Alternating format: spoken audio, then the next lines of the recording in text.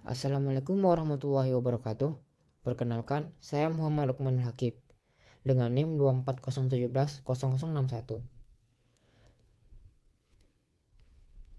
Berdirinya saya di sini, saya ingin sedikit menyampaikan sebuah judul presentasi yang mana judulnya itu adalah kasus kebocoran data BPJS Kesehatan di tahun 2021.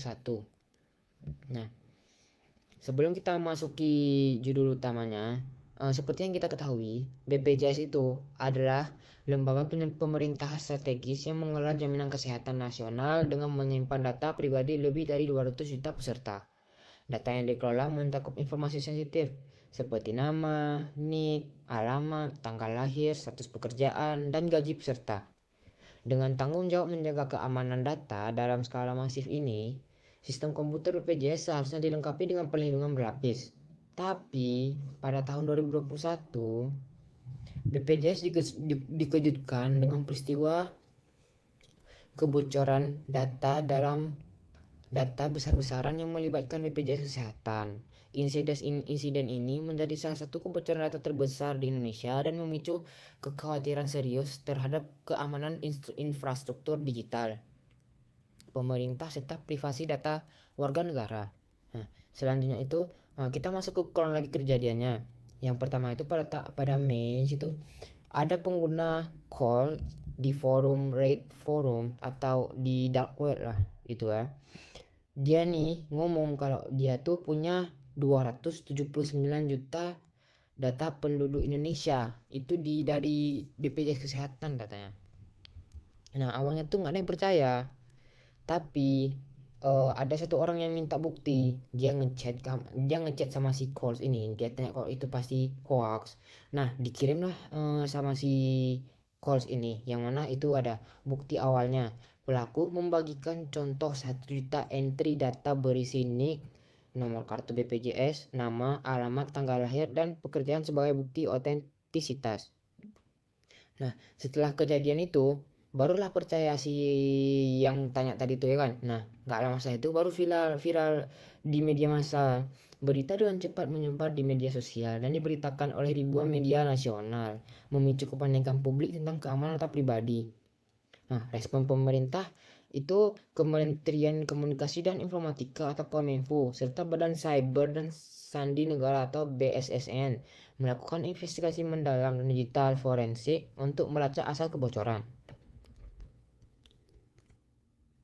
Nah, data-data yang bocor itu ada data pribadi, data lokasi, data demografis, dan data finansial.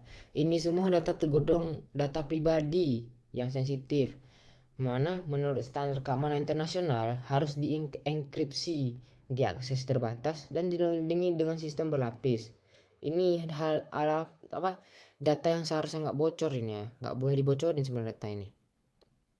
Cuma apa boleh buat pemerintah kita ya tahu-tahu aja lah ya kan. Nah, penyebab dari teknis kebocoran data ini yang pertama itu adalah enkripsi data tidak menyeluruh. Yang kedua ada celah keamanan pada API publik. Yang ketiga itu adalah sistem monitoring yang lemah. Yang keempat, ancaman dari dalam atau insider threat.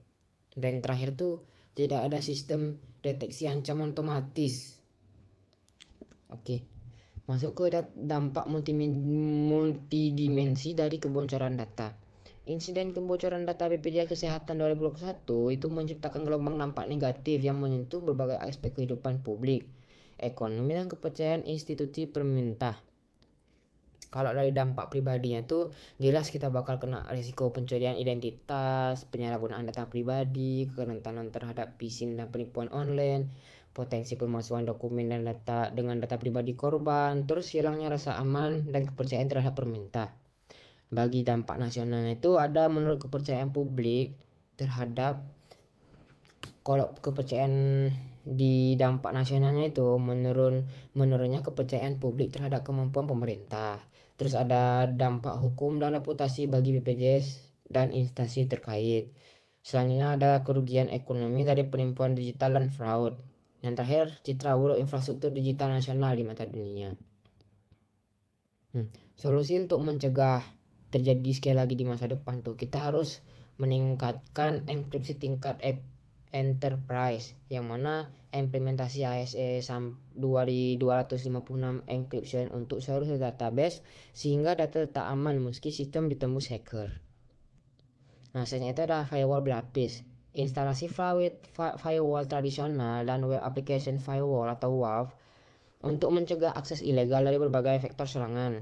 Selanjutnya itu ada sistem deteksi ancaman aktif.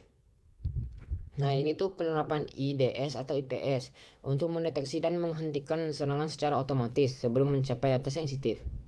Nah, selanjutnya ada kontrol akses berbasis peran.